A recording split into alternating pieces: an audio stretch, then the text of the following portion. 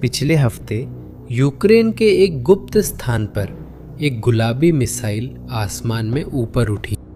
Video कुछ second का है, लेकिन विषय जानने वालों ने तुरंत पहचान लिया।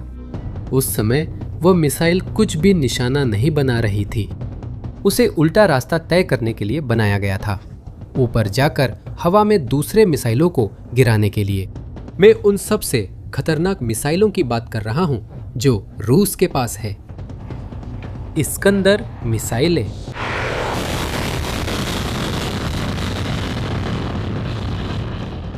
और किंझाल्स, जो लगभग हर हफ्ते यूक्रेनी शहरों पर गिरती है। और यहीं से ये कहानी अजीब हो जाती है। क्यों? एक मिसाइल को दूसरी मिसाइल से गिराना मानव इंजीनियरिंग की सबसे कठिन चुनौतियों में है।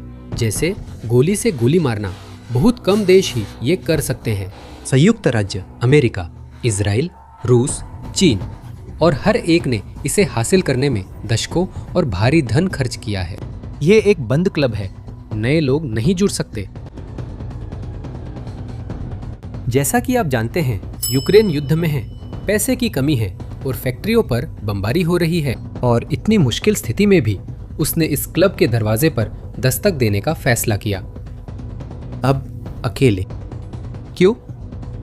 क्योंकि आज जब रूसी किंझाल कीव पर गिरता है तो दुनिया में केवल एक ही चीज है जो उसे इमारत से टकराने से पहले रोक सकती है।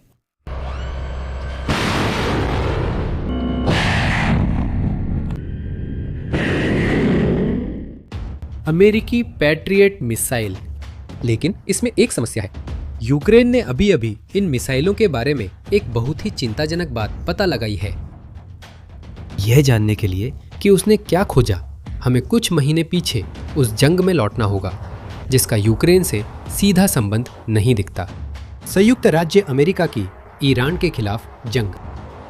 कई हफ्तों तक ईरान ने अमेरिकी ठिकानों और खाड़ी में सहयोगी देशों पर मिसाइलें और ड्रोन बरसाए।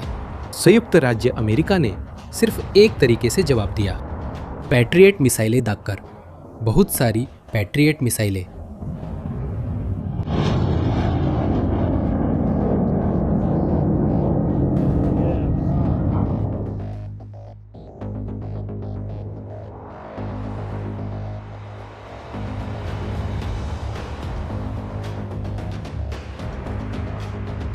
ईरान के खिलाफ युद्ध के एक महीने में ही अमेरिका ने अपने पैट्रियट इंटरसेप्टर का आधा से ज्यादा स्टॉक इस्तेमाल कर लिया।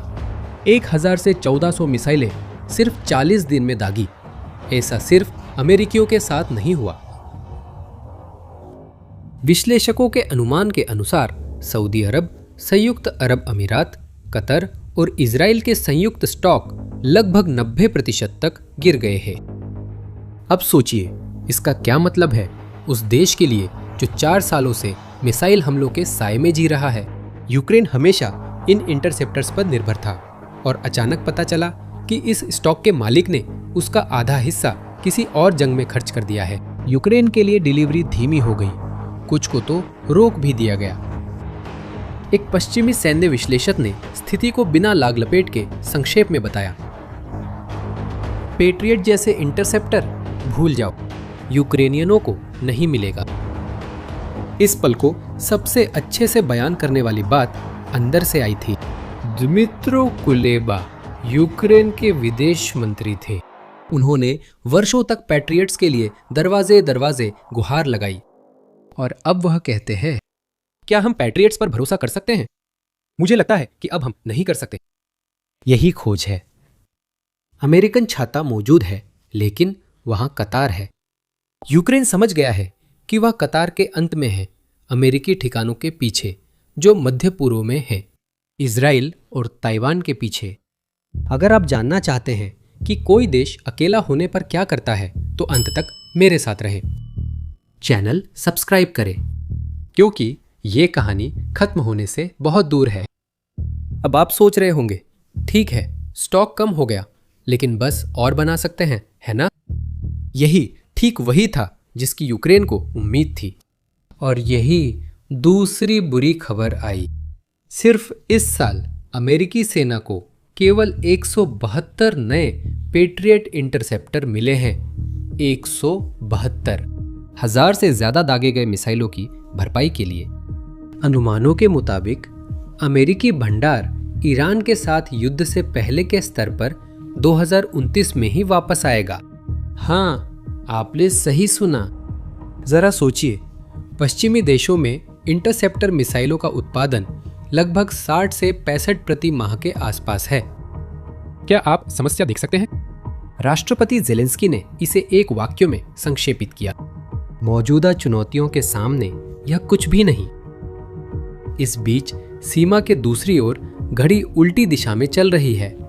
यूक्रेनी सैन्य खुफिया के अनुसार रूस हर साल लगभग 700 इस्कंदर मिसाइलें बनाता है, साथ ही दर्जनों किंझाल भी।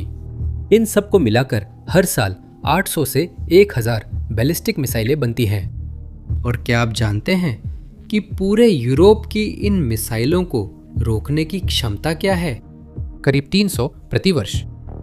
पश्चिम जितनी मिसाइलें गिरा पाता है, रूस उससे 3 गुना ज्यादा बना लेता है। यूक्रेनी खुफिया एजेंसी का अनुमान है कि रूस यूक्रेन पर हर महीने 100 तक बैलिस्टिक मिसाइलें दाग सकता है, और वो भी अपना स्टॉक कम किए बिना। वे जितना खर्च करते हैं उतना ही फिर से भर लेते हैं, लेकिन पश्चिम ऐसा नहीं करता। साथ ही इसमें कीमत की समस्या भी है। पैट्रियट मिसाइल का हर प्रक्षेपण लगभग $4 मिलियन का पड़ता है, लेकिन असली समस्या यहाँ पैसे की भी नहीं है। समस्या यह है कि ऐसी कोई उत्पादन लाइन नहीं है जो इसकी मांग पूरी कर सके। जेलेंस्की ने अभी भी एक आखिरी कोशिश की। उसने औपचारिक रूप से संयुक्त राज्य अमेरिका से यूक्रेन के भीतर ही पैट्रियट इंटरसेप्टर बनाने के लिए लाइसेंस मांगा।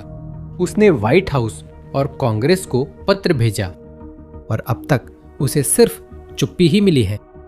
खरीदना मुमकिन नहीं है, लाइसेंस के तहत बनाना भी नहीं देने देते। एक ही रास्ता बचा है, सबसे मुश्किल रास्ता, शुरू से बनाना। और यहीं पर इस कहानी की सबसे अप्रत्याशित कंपनी आती है, और मिसाइल रोजा के रहस्य का जवाब। फायर पॉइंट का जन्म 2023 में हुआ था। ये सरकारी नहीं है, ये सोवियत उद्योग से नहीं आई है। ये 18 कर्मचारियों से शुरू हुई थी, और आज इसमें 2200 से ज्यादा लोग हैं, और इसका नेतृत्व एक महिला कर रही है, इरिना तेरेक, जो आक्रमण के शुरुआती दिनों में रूसियों द्वारा कब्जा किए गए एक गांव से भाग गई थी। कहा जाता है उनकी कार पर आज भी रूसी गोली का निशान है। और गुलाबी रंग, खैर वो तो अब यहाँ की पहचान बन गई है। इसकी 2 उत्पत्ति कहानियां हैं, दोनों अच्छी हैं। अमेरिकी मीडिया ने बताया कि फैक्ट्री में गलती से पहली मिसाइलें गुलाबी निकली थी, और टीम ने उस रंग को अपना लिया।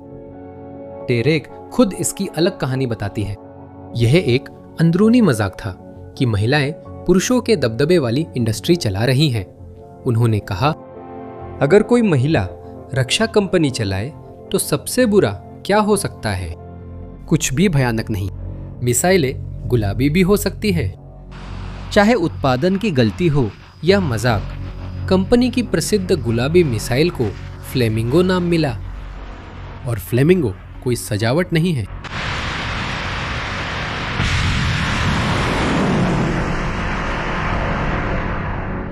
इस साल फरवरी में फ्लेमिंगो मिसाइलों ने वोटकिंस की फैक्ट्री को निशाना बनाया, जो रूस के अंदर 1400 किलोमीटर दूर है। और वोटकिंस कोई आम फैक्ट्री नहीं है। वही रूस अपने खुद के बैलिस्टिक मिसाइल बनाता है, जिसमें इस्कंदर भी शामिल है। यानी गुलाबी मिसाइल वाली कंपनी ने असली जंग में साबित कर दिया है कि वो मिसाइल को दूर तक उड़ाना और सही निशाना लगाना जानती है।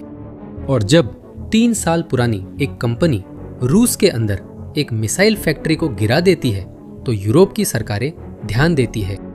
इतना ध्यान कि डेनमार्क ने एक अभूतपूर्व कदम उठाया।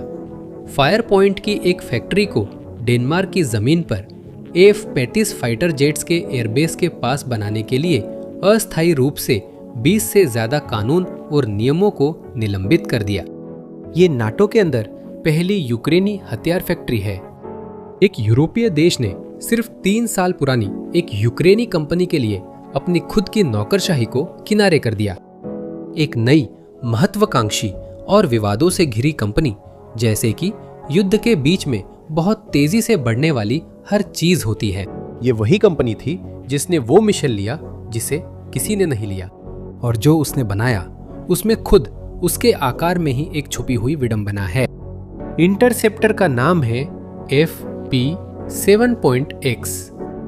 इसकी लंबाई 7 मीटर 25 सेंटीमीटर है। इसका शरीर कंपोजिट मटेरियल का है और इसकी गति 2000 मीटर प्रति सेकंड तक है।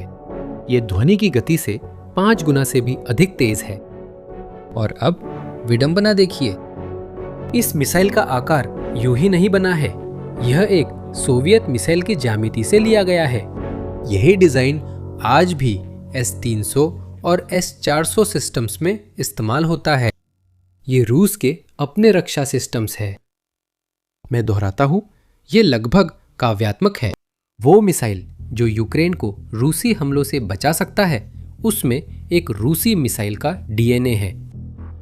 यूक्रेन ने सोवियत इंजीनियरिंग की विरासत अपनाकर अब उसी हथियार को उसके निर्माता के खिलाफ इस्तेमाल किया है, लेकिन असल कहानी अलग है और ये कहानी यूरोपीय है। अप्रैल में फायरपॉइंट ने जर्मन कंपनी डायल डिफेंस के साथ एक समझौते पर हस्ताक्षर किए। वही कंपनी जो प्रसिद्ध IRIS-T सिस्टम बनाती है, मिसाइल की आंखें प्रदान करने के लिए। वह सेंसर जो उड़ान के अंतिम चरण में लक्ष्य को देखता है। यूरोप की सबसे बड़ी मिसाइल निर्माता कंपनी MBDA विकास में मदद कर रही है। कमान केंद्र नॉर्वे की कोंग्सबर्ग कंपनी से है। साब, थेल्स और हिंसोल्ड जैसी दिग्गज कंपनियों के रडार। पूरे सिस्टम को तो एक नॉर्डिक देवी का नाम भी मिला है, फ्रेया। समझ रहे हो इसका क्या मतलब है? ये कोई अकेला यूक्रेनी मिसाइल नहीं है, ये यूरोप है जो चुपचाप पेट्रियट के विकल्प के तौर पर एक प्लान B बना रहा है, और इसकी कीमत जल्दी का कारण बताती है। जैसा कि मैंने पहले बताया, हर पैट्रियट इंटरसेप्टर की कीमत लगभग $3,08,00,000 है। यूक्रेनी मिसाइल की कीमत $7,00,000 है। ये 5 गुना से भी ज्यादा सस्ती है। और देखिए एक दिलचस्प बात, अमेरिकी सेना ने हाल ही में अपने आपूर्तिकर्ताओं से ठीक यही चीज मांगते हुए एक प्रतियोगिता शुरू की है, $1 मिलियन से कम कीमत का इंटरसेप्टर। यहां तक कि एक अमेरिकी जनरल ने इस अवधारणा पर एक प्रकाशन में यूक्रेनी मिसाइल की तस्वीर का उपयोग उदाहरण के तौर पर किया। जैसा कि आप देख सकते हैं, छात्र ही अब मिसाल बन गया है। और सबसे दिलचस्प बात, 3 परीक्षण पहले ही फिल्माए जा चुके हैं। पहली उड़ान फरवरी में हुई थी, दूसरी मार्च में और जून वाला। और शायद यही सबसे महत्वपूर्ण है, क्योंकि यह पहली पूरी तरह से नियंत्रित उड़ान थी जिसमें मिसाइल ने हवा में ही दिशा बदली थी। फाइनेंशियल टाइम्स के अनुसार मिसाइल 25 किलोमीटर की ऊंचाई तक पहुंच गई थी।